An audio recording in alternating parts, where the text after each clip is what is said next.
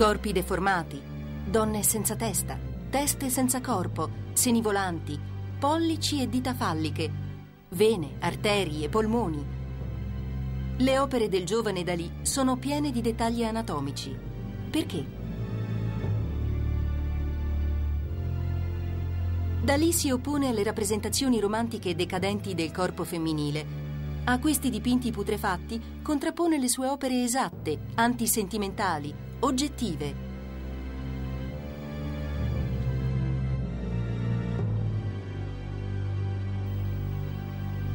La mia amica è distesa, con le estremità teneramente sezionate,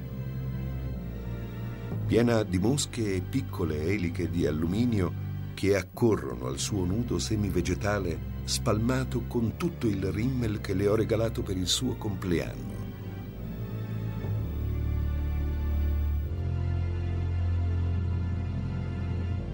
Le membra del corpo si sono liberate, nulla le costringe a mantenersi unite alle membra vicine. Sono libere di spiccare il volo verso una nuova vita, con nuove regole e rapporti nell'universo pittorico di Dalì.